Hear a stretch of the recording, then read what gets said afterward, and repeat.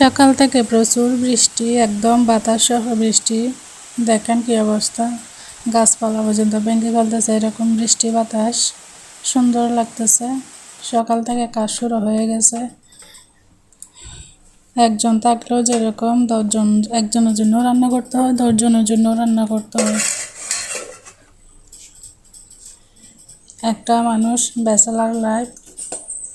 রাতে সব কিছু আমি একদম রেখে দিয়েছিলাম, এখন সকালে সব কিছু রান্না ধুয়ে নিব। এখানে আলু ভাজি করে রাখছিলাম, সেগুলো আমি গরম করে নিছি সকালে নাস্তার জন্য। এখানে আমি ব্রেডগুলো গরম করে নিচ্ছি, গরম করে ভাজি দিয়ে খাবো।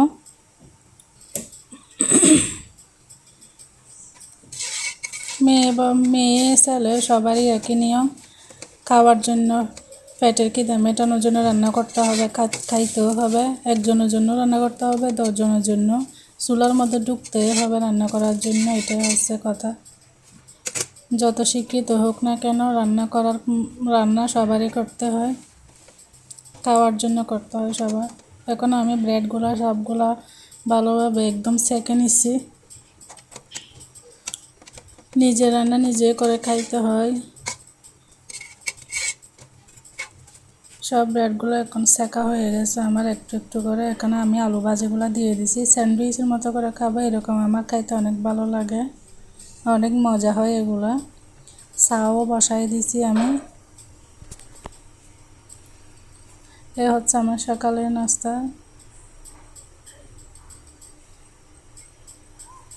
এভাবে একবার খেয়ে দেখিয়েন, অনেক মজাই লাগে। শর্টকাট যেটাকে বলে শর্টকাট রান্না, শর্টকাট খাবার। যারা ব্যাচেলার থাকে আমার মতো, তারা এটাই খাইতে পারে।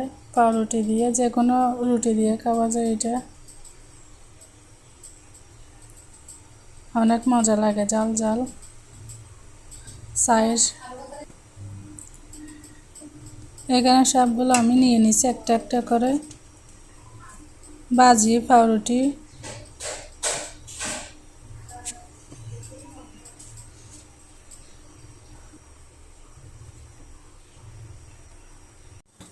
এই হচ্ছে আমার সকালের নাস্তা।